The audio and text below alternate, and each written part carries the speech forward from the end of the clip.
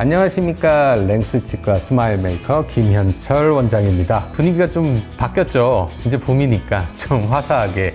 오늘은 잇몸에 대해서 얘기를 할 텐데요. 잇몸에 대해서는 여러 번 설명을 드렸었죠. 가장 중요한 거, 잇몸이 내려가면 다시 올라오지 않는다. 그게 치과계에서는 정설인데요. 잇몸이 잠깐 부었다 내려앉았다 다시 차거나 할 수는 있겠죠. 그렇지만 그 손상이 오래돼서 뼈가 내려갔을 때에는 다시 차오르지 않는다.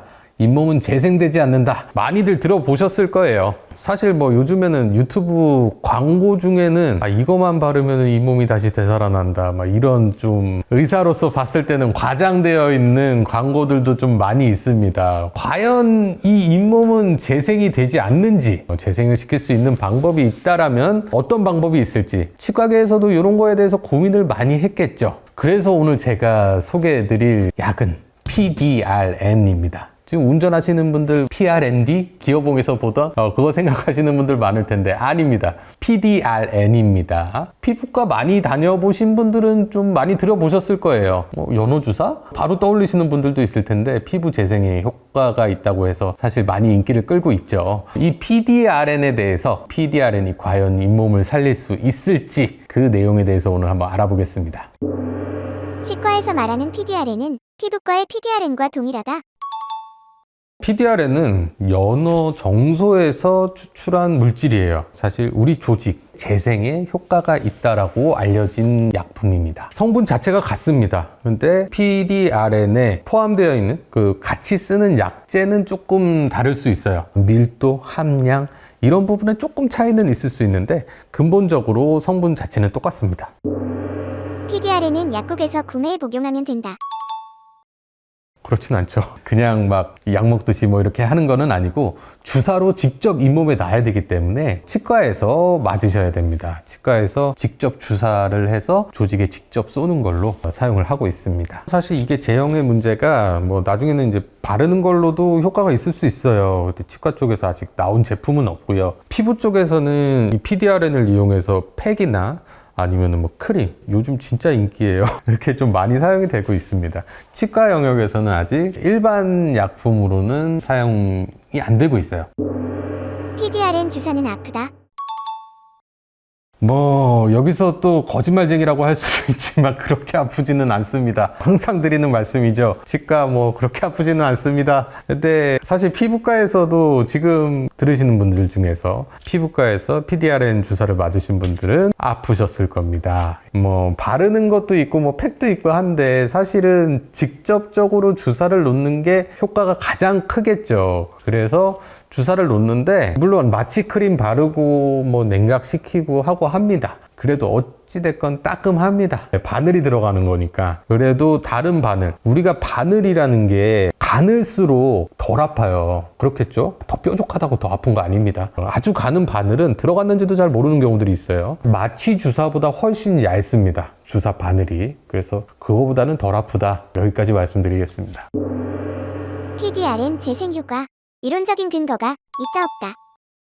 근데 연구 보고에 따르면은 확실히 재생에 효과가 있습니다. 그렇지만 이 재생이 어느 정도 유지가 되는지, 그리고 염증으로 어느 정도 손상이 됐을 때 어느 정도까지 회복이 되는지는 사람마다 좀 차이가 있을 거예요. 그렇지만 확실한 거는 염증이 생겼을 때, 특히나 구내염 같은 게 발생했을 때 이 PDRN의 재생 효과는 좀 탁월하게 나타나요. 우리가 다른 연고나 아니면 스테로이드 제제를 발랐을 때보다 표면에 있어서 제가 실제로 사용해 봤을 때 조직의 회복이 훨씬 빠릅니다. 그래서 사실 잇몸 치료도 중요한데 잇몸 치료 이후에 손상된 잇몸이 완전히 점점 좋아진다 이건 아니더라도 일시적으로 손상이 된 거는 재생이 돼야 되잖아요. 그렇죠? 그 재생에 있어서는 도움이 되고, 또 보통 우리가 잇몸이 내려앉아가지고 이하고 이 사이에 구멍 뽕뽕뽕뽕 뚫리는 분들이 있어요. 그런 분들은 PDRN의 재생 성분과 또 필러 이런 게 함유되어 있는 약재로 볼륨감을 좀 늘리는 경우들이 있습니다. 물론 이게 볼륨이 늘어나면 그만큼 치아와의 포켓이 깊어질 수 있기 때문에 관리를 잘 해줘야 되고, 또 영구적으로 계속 있지는 않아서 주기적으로 좀 보강을 해줘야 되는 경우들이 있어요.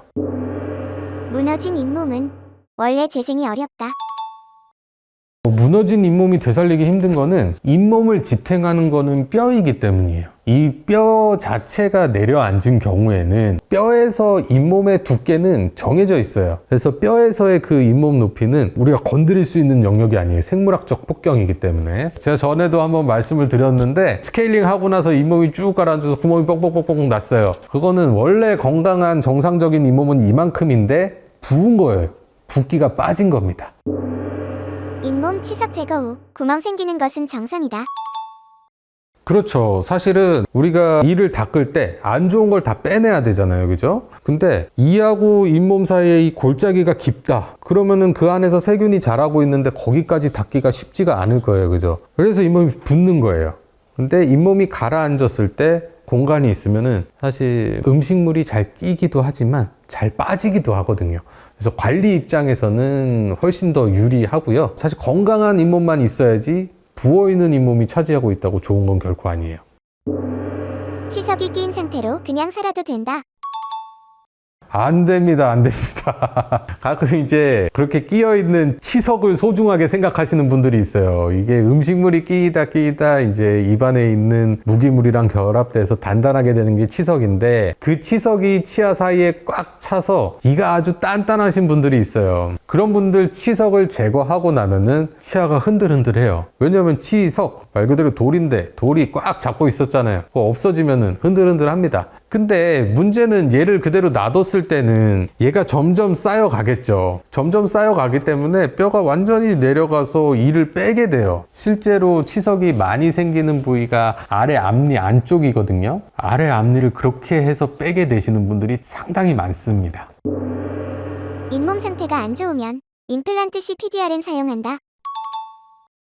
잇몸에 뼈 이식을 하는 거 많이 들어보셨을 거예요. 뼈 이식을 한다고 해도 마냥 내가 뼈를 쌓아 올릴 수는 없을 거예요. 만약 뼈를 많이 쌓아 올릴 수 있고 뼈가 마냥 길어질 수 있으면 저는 키를 키우고 싶습니다. 근데 그렇지 않아요. 우리가 주어진 공간 안에서 뼈를 채우는 건 가능해요. 그리고 안정적인 공간에 뼈를 쌓아 올리는 거는 가능합니다. 그렇지만 뼈가 유도가 될 수 있는 환경이 조성이 되어야 되기 때문에 너무 뼈가 없는 경우에는 임플란트가 너무 뼈가 얇은 경우에는 폭경을 늘려서 임플란트가 들어가기 어려운 경우까지도 생겨요. 그래도 의사 선생님들께서 많이 연구를 하시고 환자도 보면서 그런 것들이 많이 발전을 했겠죠. 그래서 요즘은 이제 뼈를 갈라서 좀 늘리기도 하고 합니다. 그렇지만 그렇게 고난이도의 뼈 이식이 들어갈 때일수록 재생이 중요해지겠죠. 그래서 그냥 뼈 이식을 해서 잘 붙지 않는 경우도 PDRN이라는 물질을 사용을 해가지고 재생을 유도했을 때에는 뼈가 조금 더 안착되는 효과, 유지되는 볼륨량이 증대한다라는 연구 논문들이 많이 있어요. 그래서 뼈 이식을 할 때도 좀 하기 힘든 경우에 저도 PDRN을 씁니다. PDRN의 원리와 효과는 아직 연구 중이다. PDRN이라는 성분 자체가 재생을 돕습니다. 이게 정확히 그럼 뭐를 어떻게 해서 이게 재생이 되는데 그 기전은 지금 밝히고 있어요. 그렇지만 효과에 대해서는 이미 좀 검증이 되어 있고요. 최근에는 동물 실험을 통해서 이런 약재를 썼을 때 뼈가 재생되고 살이 재생이 되는 거에 대해서 많은 근거 자료들이 생겼습니다. 잇몸에서 어떤 역할을 하냐, 우리가 잇몸이 그런 거 느껴보셨을 거예요. 어쩔 때는 피곤할 때는 좀 욱신욱신하고 좀 내 컨디션이 좋을 때에는 또 씹어먹는데도 좋았다. 사실 이게 좋았다가 안 좋았다가 하니까 사람들이 좋아질 때를 다시 기다리다가 잇몸이 망가지거든요. 가만히 내비둔다고 이 잇몸이 좋아지진 않습니다. 그러면은 뭔가 얘한테 영양분을 공급을 해줘야겠죠. 그때 재생에 효과가 좋은 PDRN 주사를 맞으시면은 잇몸이 건강하게 재생되는데 많은 도움을 줍니다. 그동안 잇몸 재생을 위한 시도들은 대부분 실패했다. 치과에서 많이 있었죠. 사실 염증에 의한 거는 염증의 근원을 없애는 게 제일 우선이기 때문에 염증을 긁어내고 치석을 제거해야겠죠. 치석 세균 덩어리니까 그 옆에 염증만 제거하면은 이 치석에 의해서 또 염증이 생길 거 아니에요. 그죠? 그래서 그런 염증을 긁어내는 게 사실 지금도 제일 중요하고요. 그리고 또 주사를 맞을 때에는 항생 주사도 좀 맞는 경우들이 있어요. 정확히 잇몸 속에 넣는다기보다도 연고식으로 주변에 뿌리는 거죠. 그래서 더 이제 염증을 완화시키고 가라앉히는데 조금 더 도움이 되는 그 이외에 다른 주사들은 사실 조직 재생에 있어서는 명확히 뚜렷이 임상 연구가 돼서 확실히 이게 좋다 그런 건 아직까지는 없는 걸로 알고 있습니다. PDRN 주사 맞는 것도 준비가 필요하다.